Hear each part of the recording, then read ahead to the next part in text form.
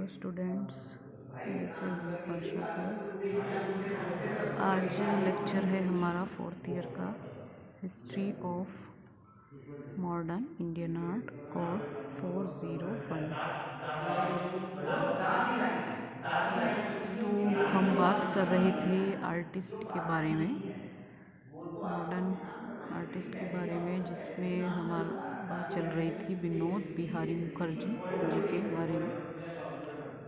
ये जिनका फोटो लगा हुआ है, और इसमें हमारे 4 टॉपिक है: प्रारंभिक जीवन, व्यवसाय, अंदाज, पुरस्कार और सम्मान। ठीक है, ये 4 टॉपिक हैं जिसमें हम प्रारंभिक जीवन के बारे में, इनकी अर्ली लाइफ के बारे में बात कर चुके हैं। इनकी अर्ली लाइफ में क्या क्या हुआ था वो पिछले वीडियो में हम डिस्कस कर चुके हैं। अब हमारा नेक्स्ट टॉपिक चल रहा है कैरियर, इनका कैरियर के बारे में। ठीक है, कैरियर व्यवसाय के बारे में। तो जो पिछली पीपीटी में हमने बात की थी, जो मुखर्जी जी का कैरियर था, तो स्टार्टिंग में जब वो उनको नेत्र की समस्या थी, और जो उनको नेत्र की समस्या थी वो क्या थी, उनको मोतियाबिंद था। ठीक है, तो जो मोतियाबिंद उनको था उसकी वजह से उनका एक ऑपरेशन हुआ था 1956 में, पर वो ऑपरेशन सफल नहीं हुआ, असफल रहा, जिसकी वजह से उन्होंने अपनी दोनों आँखों की रोशनी खो दी थी। ठीक है, तो मतलब ये जो मोतियाबिंद की उनकी समस्या थी, ये उनके लिए काफ़ी घातक रही है, पर वो फिर भी काफ़ी जिंदा दिल इंसान थे, और उन्होंने फिर भी अपना वर्क, अपना कैरियर कंटिन्यू रखा और कोई उम्मीद नहीं खोई। तो ये सब हमने बात की थी। उसके बाद उन्होंने पेंट भी किया और भित्ति चित्र बनाने जारी रखे, और सब कुछ वो कंटिन्यू करते रहे, कुछ उन्होंने छोड़ा नहीं अपनी लाइफ में। ठीक है, तो ये इम्पोर्टेंट टॉपिक है, लाइन है, ये आप ध्यान रखिएगा कि उनके कैरियर में उनकी शुरुआत कैसे हुई थी, उनको क्या समस्या थी, इसकी वजह से फिर भी उन्होंने अपना कैरियर कंटिन्यू रखा। ठीक है, ये आप ध्यान रखना। आगे डिस्कस करते हैं इस बारे में। 1990 में, तो 1919 में उन्होंने कला भवन में प्रवेश लिया, जो विश्व कला के कला संकाय में थे। यानी जो कला भवन के बारे में आपने सुना हुआ है, 1919 में उन्होंने कला भवन में प्रवेश लिया था, वहाँ पे एंट्री की थी। ठीक है, और जो विश्व कला, यानी जो विश्व की कला है, उसके कला संकाय में वो थे, विश्व कला के कला संकाय में वो रहे हैं, डिपार्टमेंट में। भारतीय विश्वविद्यालय, वह एक अन्य प्रसिद्ध भारतीय कलाकार नंदलाल बोस और एक दोस्त और करीबी मूर्तिकार राम किंकर बैज के सहयोगी थे। यानी इन्होंने बताया कि जो विनोद जी थे वो एक प्रसिद्ध भारतीय कलाकार, अन्य प्रसिद्ध भारतीय कलाकार जैसे नंदलाल बोस, जिसके बारे में आप पढ़ चुके हैं, और उनके एक दोस्त और करीबी मूर्तिकार हैं ये राम किंकर बैज, इनके बारे में भी आप पढ़ चुके हैं, ध्यान रखिएगा। जो राम किंकर बैज थे वो मूर्तिकार थे। ठीक है, तो ये इनके सहयोगी थे, यानी जो भारतीय कलाकार नंदलाल बोस और जो करीबी मूर्तिकार थे इनके राम किंकर बैज, वो इनके सहयोगी थे। और ये प्रसिद्ध भारतीय कलाकार थे नंदलाल बोस, और ये मूर्तिकार थे राम किंकर बैज, तो ये दोनों इनके सहयोगी थे। 1925 में वे कला भवन विजन में अध्यापन संकाय के सदस्य के रूप में शामिल हुए। यानी 1924 में उन्होंने सदस्य के रूप में शामिल हुए थे, कहाँ पे, कला भवन विजन में।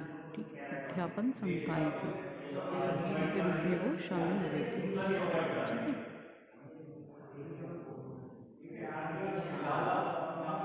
उसके बाद इन्होंने कई वर्षों में प्रतिभाशाली छात्रों को प्रेरित भी किया है। मतलब जब ये एज ए टीचर थे तो इन्होंने काफ़ी छात्रों को प्रेरित भी किया था, जो टैलेंटेड छात्र थे, प्रतिभाशाली थे, योग्य थे।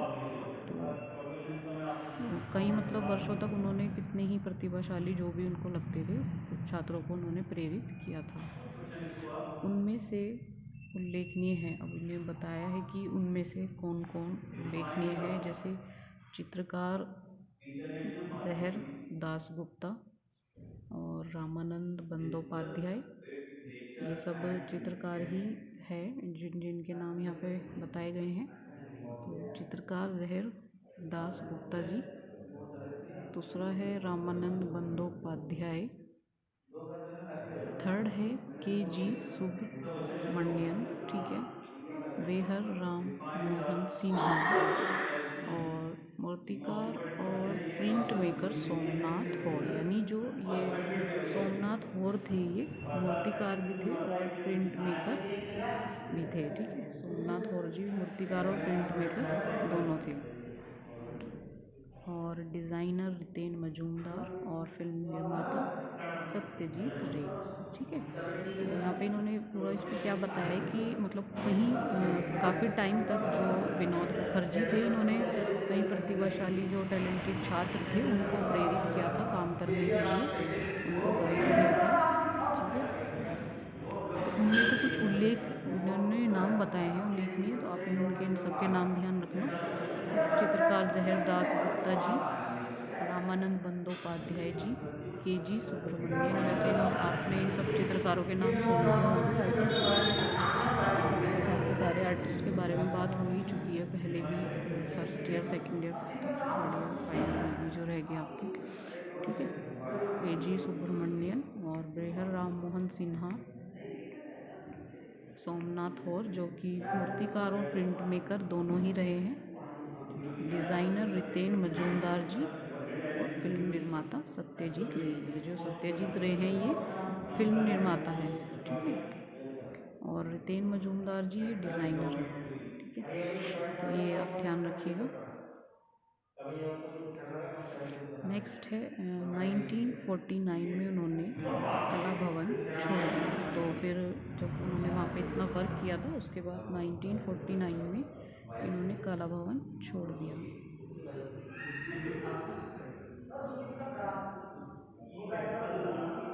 ठीक है। इन्होंने कला भवन में प्रवेश लिया था कब? 1990 में। हमने स्टार्टिंग में पढ़ा था कि 1990 में इन्होंने कला भवन में प्रवेश लिया, जो विश्व कला के कला संकाय में थे। उसके बाद भारतीय विश्वविद्यालय, वह एक अन्य प्रसिद्ध भारतीय कलाकार नंदलाल बोस और उनके जो करीबी मूर्तिकार थे रामकिंकर बैज, उनके ही सहयोगी थे। उसके बाद 1925 में वे कला भवन विजन में अध्यापन संकाय के सदस्य के रूप में शामिल भी हुए थे, ठीक है। तो 1999 में इन्होंने प्रवेश लिया था। उसके बाद इन्होंने 1949 में इन्होंने कला भवन छोड़ दिया। ये 1919 से लेके 1949 तक वहाँ पर रहे थे, ठीक है। और काठमांडू में नेपाल सरकार संग्रहालय में एक क्यूरेटर के रूप में शामिल हुए। क्यूरेटर मीन्स क्या होता है कि आप क्यूरेटर को रक्षक भी कह सकते हैं या संग्रहाध्यक्ष भी कह सकते हैं। यानी जैसे यहाँ पर संग्रहाध्यक्षक लगेगा कि संग्रहालय में हुए थे ये क्यूरेटर के रूप में, ठीक है। तो 49 में इन्होंने जब कला भवन छोड़ दिया, उसके बाद ये काठमांडू में ही है नेपाल, तो काठमांडू में नेपाल सरकार संग्रहालय में इन्होंने क्यूरेटर के रूप में शामिल हुए, यानी रक्षक संग्रहाध्यक्षक के रूप में ये वहाँ पे शामिल हुए थे। और क्यूरेटर को वैसे इंग्लिश में क्यूरेटर ही बोलते हैं, ज़्यादा मीनिंग इसका रहेगा रक्षक या संग्रहाध्यक्ष, ठीक है। तो आज के वीडियो में इतना ही है। ये जो भी हमने डिस्कस किया है थोड़ा थोड़ा ही कवर करते चलेंगे ताकि आपको इजी रहे लर्न करने में। ऐसा तो बहुत सिंपल लैंग्वेज में मैंने सारी आपको आर्टिस्ट कराए हैं। अभी कैरियर का एक दो टॉपिक और रह रहा है, थोड़ा सा डिस्कशन और है कैरियर टॉपिक में ही, जो नेक्स्ट पीपीटी में आपका कंप्लीट हो जाएगा। फिलहाल के लिए आप इतना ही लर्न करें, इसे ही अच्छे से समझें, ठीक है। जितना इसमें कवर हुआ है एक बार रिपीट कर लेते हैं कि जो मुखर्जी थे वो जो कैरियर की शुरुआत हुई थी वो मोतियाबिंद था, और 56 में उनका ऑपरेशन हुआ था जो असफल रहा, जिससे उन्होंने अपनी आँखों की रोशनी खो दी, ठीक है। और उन्होंने फिर भी अपना पेंट करना, भित्ति चित्र उन्होंने जारी रखे। फिर 1990 में उन्होंने कला भवन में प्रवेश लिया, वहाँ पे वे विश्व कला की कला संकाय में थे, ठीक है। वहाँ पे उनके भारतीय कलाकार नंदलाल बोस और दोस्त करीबी मूर्तिकार रामकिंकर बैज उनके व्यवसाय हुए थे। 1925 में फिर उन्होंने कमला भवन रीजन में अध्यापन संकाय के सदस्य के रूप में भी शामिल हुए। वहाँ उन्होंने कहीं प्रतिभाशाली छात्रों को प्रेरित किया, उन्हें उत्साह किया। उनमें से जो उल्लेखनीय ये सारे नाम हैं, ये आप ध्यान रखिएगा। 1949 में फिर उन्होंने कवाल भवन छोड़ दिया और काठमांडू में नेपाल सरकार संग्रहालय में वे क्यूरेटर के रूप में शामिल हुए। तो आज की वीडियो में इनके बारे में डिस्कस करेंगे बाद में, जो आपको नहीं समझ में आएगा। बाकी